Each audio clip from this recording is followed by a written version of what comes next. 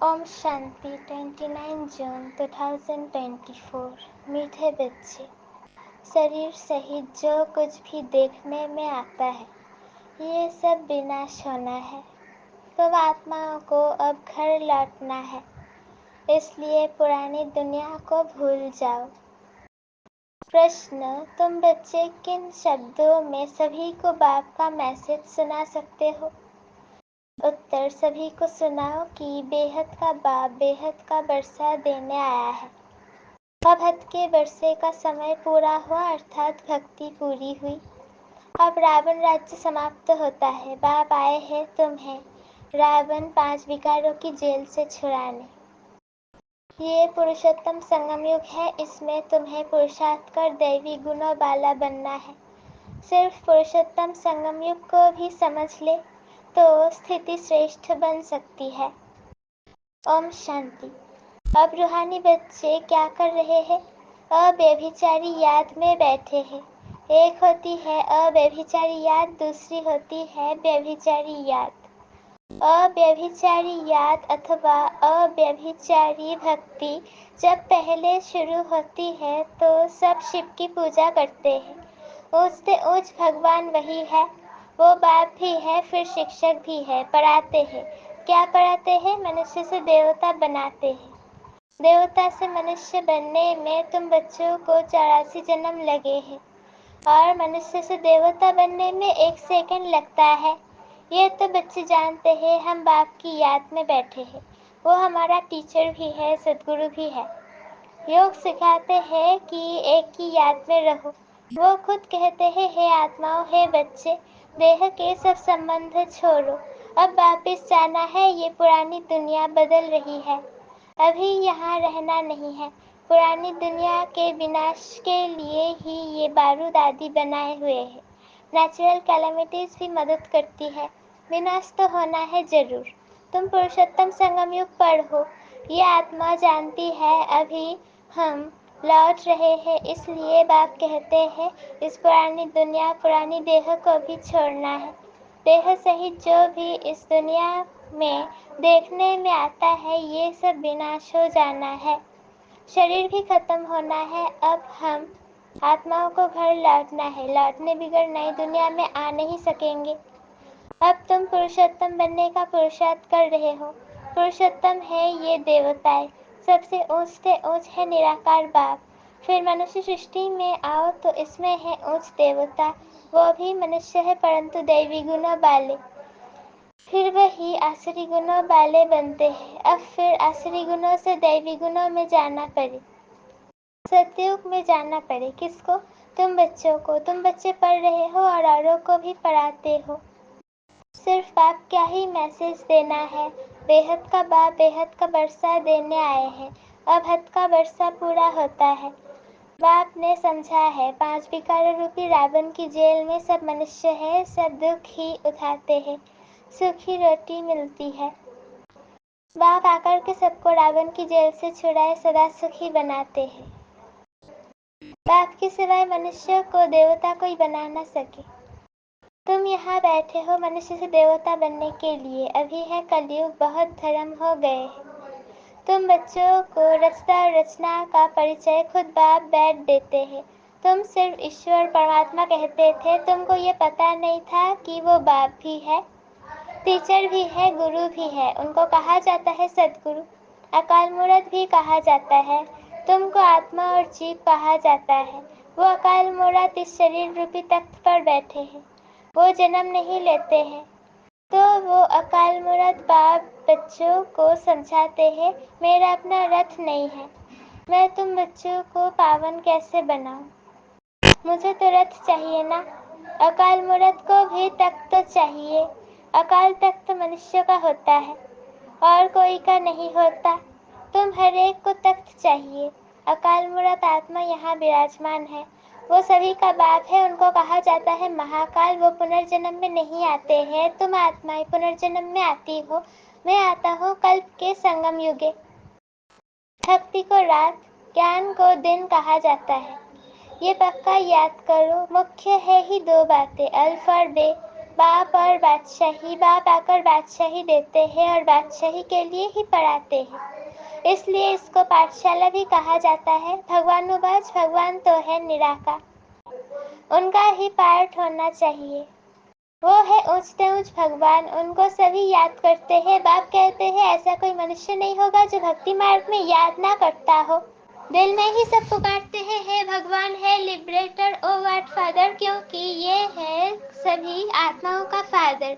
जरूर बेहद का ही सुख देंगे। हद का बाप हद का सुख देते हैं, कोई को पता नहीं। अब बाप आए हैं, कहते हैं बच्चों और संग तोड़, मुझे एक बाप को याद करो। ये भी बाप ने बताया है, तुम देवी देवता नई दुनिया में रहते हो, वहाँ तो अपार सुख है, उन सुखों का अंत नहीं पाया जाता है। नए मकान में सदैव सुख होता है, पुराने में दुख होता है। तब तो बाप बच्चों के लिए नया मकान बनवाते हैं, बच्चों का बुद्धि योग नए मकान में चला जाता है। ये तो हुई हद की बातें। अभी तो बेहद का बाप नई दुनिया बना रहे हैं। पुरानी दुनिया में जो कुछ देखते हो वो कब्रिस्तान होना है, अभी परिस्थान स्थापन हो रहा है। तुम संगम युग पर हो, कलयुग की तरफ भी देख सकते हो, सतयुग की तरफ भी देख सकते हो। तुम संगम युग पर साक्षी हो, देखते हो। प्रदर्शनी में अथवा म्यूजियम में आते हैं तो वहाँ भी तुम संगम पर खड़ा कर दो। इस तरफ है कलयुग, उस तरफ है सतयुग, हम बीच में है। बाप नई दुनिया स्थापन करते हैं जहाँ पर बहुत थोड़े मनुष्य होते हैं और कोई भी धर्म वाला नहीं आता है, सिर्फ तुम ही पहले पहले आते हो। अभी तुम स्वर्ग में जाने का पुरुषार्थ कर रहे हो। पावन बनने के लिए ही मुझे पुकारा है कि हे बाबा, हमको पावन बनाकर पावन दुनिया में ले चलो। ऐसे नहीं कहते कि शांति धाम में ले चलो, परम धाम को कहा जाता है स्वीट होम। अभी हमको घर जाना है जिससे मुक्ति धाम कहा जाता है, जिसके लिए ही सन्यासी आदि शिक्षा देते हैं। वो सुख धाम का ज्ञान दे नहीं सकते, वो है निवृत्ति मार्ग वाले। तुम बच्चों को समझा गया है कौन कौन धर्म कब कब आते हैं। मनुष्य सृष्टि रूपी झाड़ के पहले पहले फाउंडेशन तुम्हारा है। बीज को कहा जाता है वृक्षपति। बाप कहते हैं मैं वृक्षपति ऊपर में निवास करता हूँ। अब झाड़ एकदम जर्जरीभूत हो जाता है, तब मैं आता हूँ देवता धर्म स्थापन करने। बैनियन ट्री का बड़ा वंडरफुल झाड़ है, बिगड़ फाउंडेशन बाकी सारा झाड़ खड़ा है।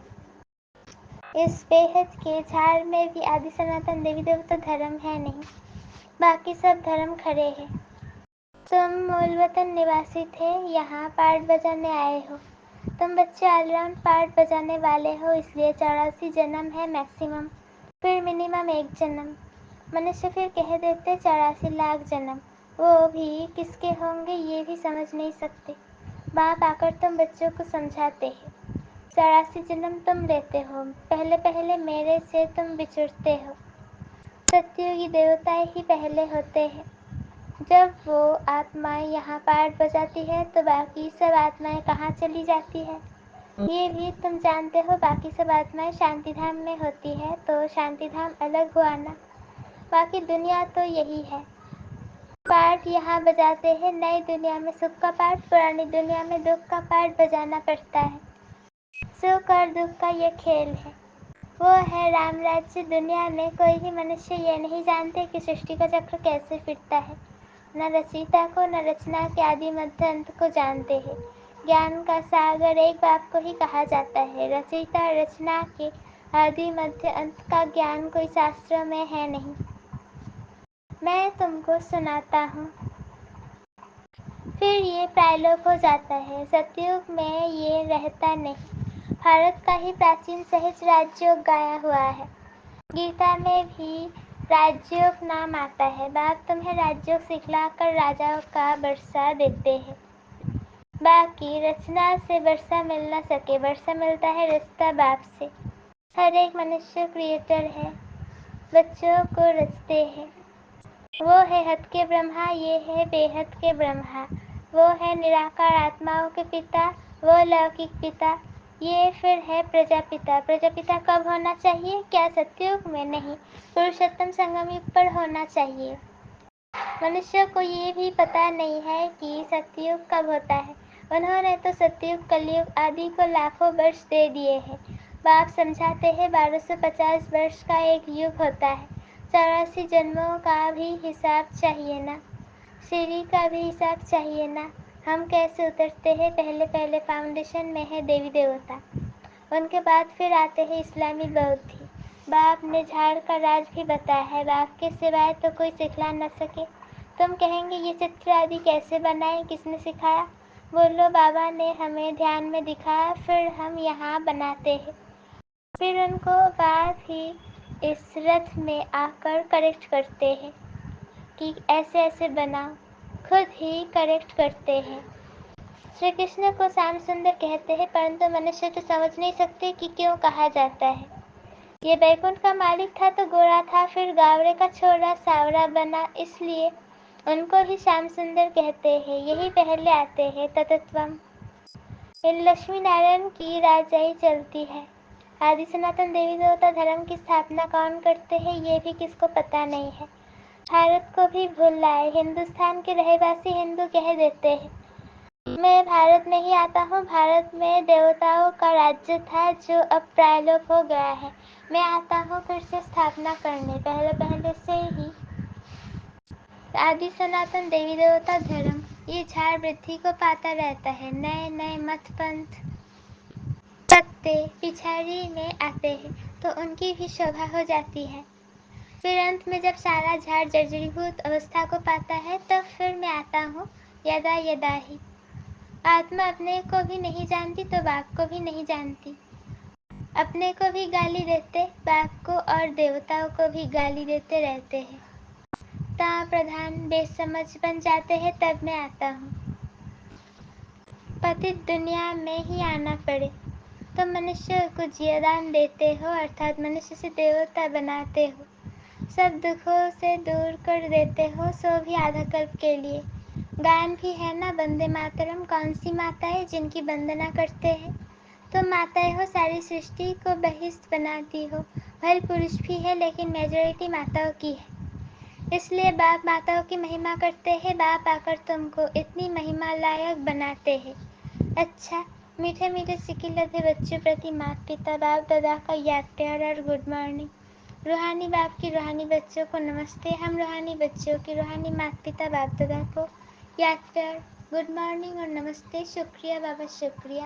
धारणा के लिए मुख्य सार, पहला पॉइंट, अपार सुखों की दुनिया में चलने के लिए संगम पर खड़ा होना है, साक्षी हो सब कुछ देखते हुए। बुद्धि योग नई दुनिया में लगाना है, बुद्धि में रहे।